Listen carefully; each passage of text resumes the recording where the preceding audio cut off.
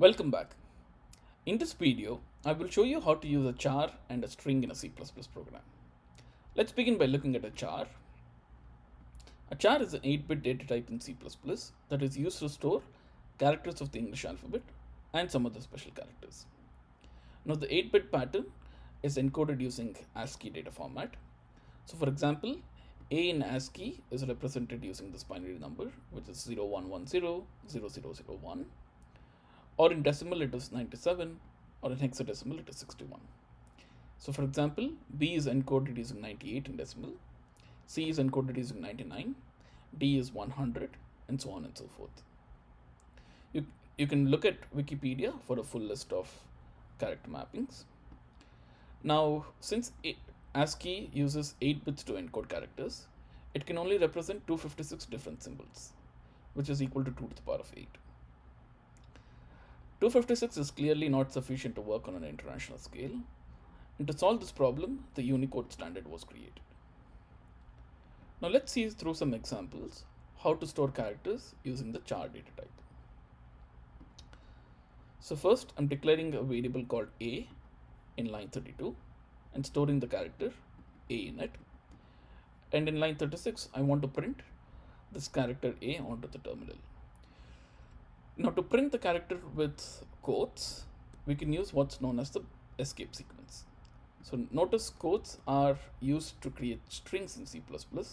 So in order to print them on the terminal, we need to escape it with the backslash operator. So when we write backslash quote, the quote will also be printed on screen. Similarly, on the other side, we put a backslash quote to display this character in double quotes on the screen. So let's build and run this program and check what will be the output. Okay, now notice A is equal to, in double quotes, the character A. So again, without this escape sequence, we will not see the double quotes. So whenever you want to print something in quotes, you need to escape it with the backslash operator. Now to print the binary equivalent or the decimal equivalent of this character, we can use std bitset, and we can use static cast int to cast the character type into an integer. So here we will see what is the binary equivalent of this character A, and we will also see what is the decimal representation of this character A. So let's continue the program. Notice the binary equivalent is 01100001, which is 97 in decimal. So characters in C++ are stored using the ASCII encoding.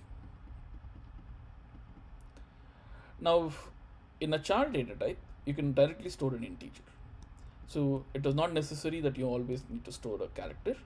We can store integers like in this example where I'm storing 8 in this char data type A. So since I can store an integer, I can also do arithmetic between characters and integers. So for example, I can ask what is the difference between character 8 minus 8. So the way this is computed is character 8 is converted to decimal using the ASCII encoding. So in decimal it is 56, and then 56 is subtracted with 8. So 56 minus 8 is 48. So we should see answer C when we continue the program.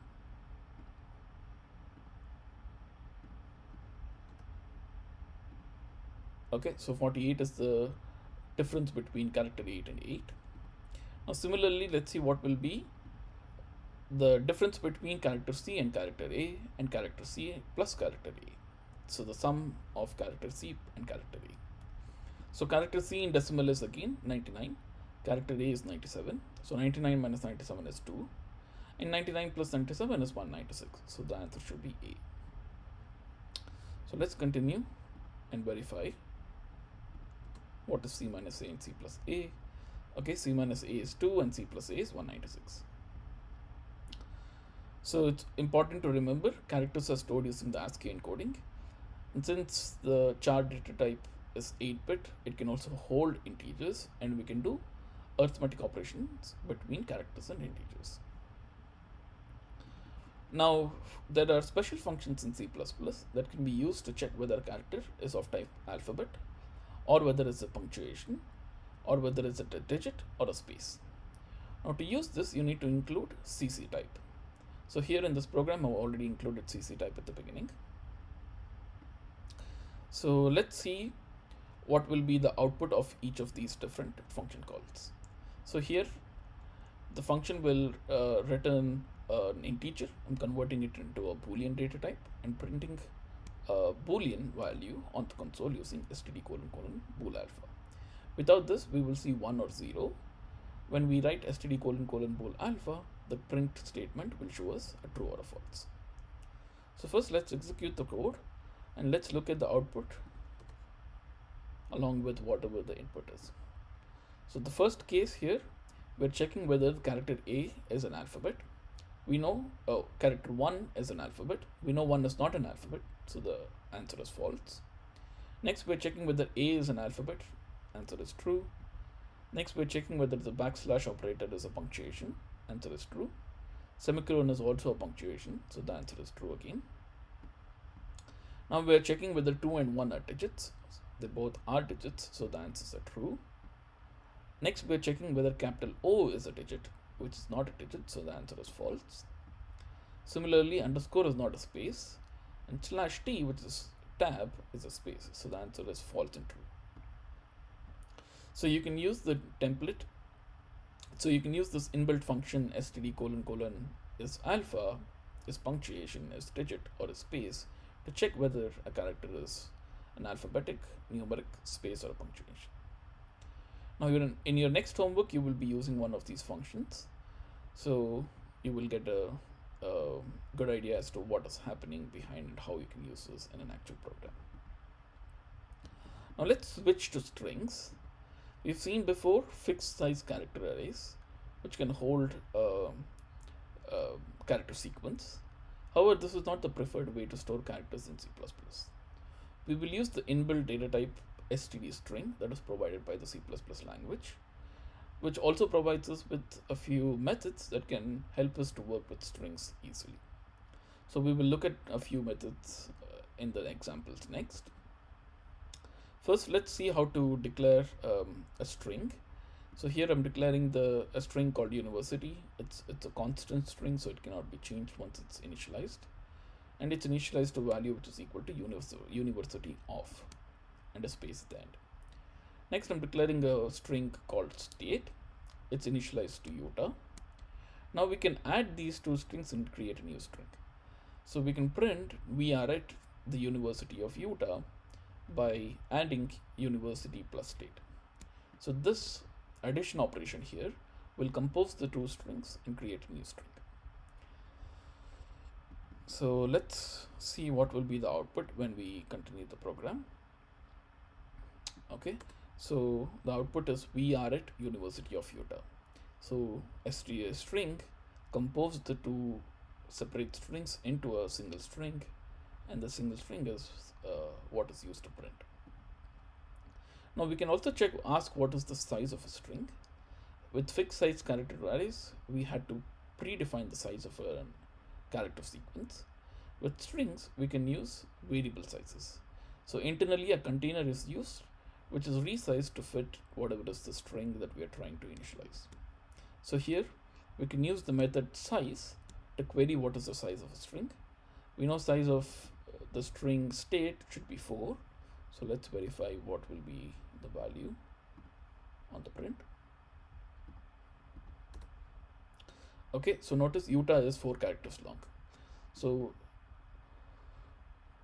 again, so std string has a few inbuilt methods that makes things easier for us working with strings. The first one was we can use addition to compose two strings. Second is you can check what is the size of a string using the method size. Now let's see whether we can do something more interesting. Here I have two strings. String 1 is initialized with value equal to in Soviet Union, television watches you. String 2 is initialized to television watches you in Soviet Union.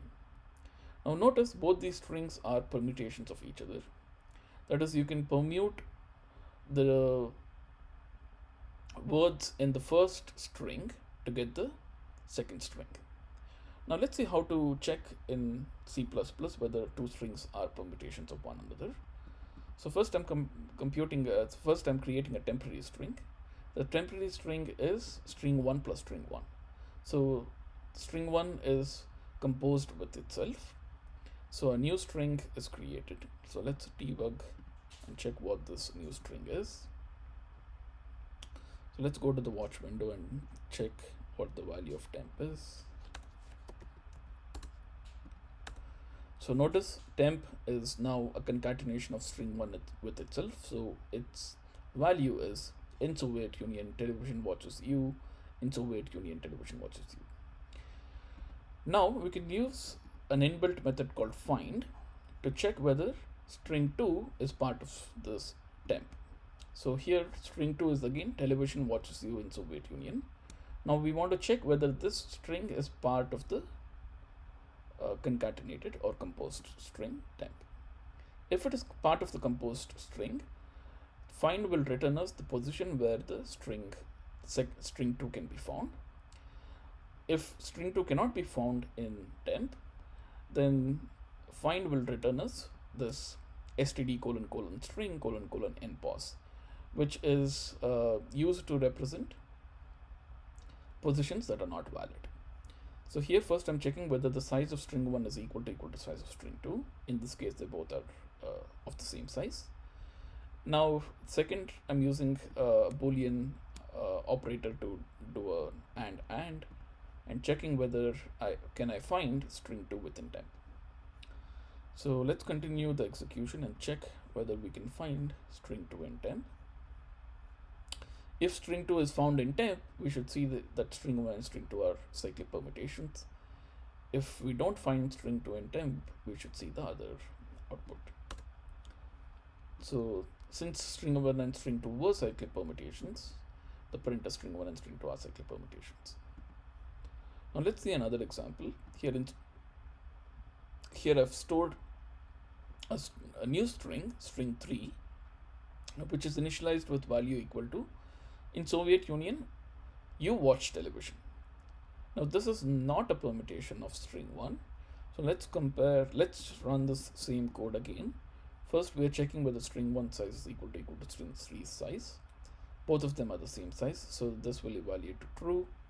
However, string 3 is not part of temp, so this should return npos. So now when we continue the execution, we should see that string 1 and string 3 are not cyclic permutations, which is what we see. So that's cool.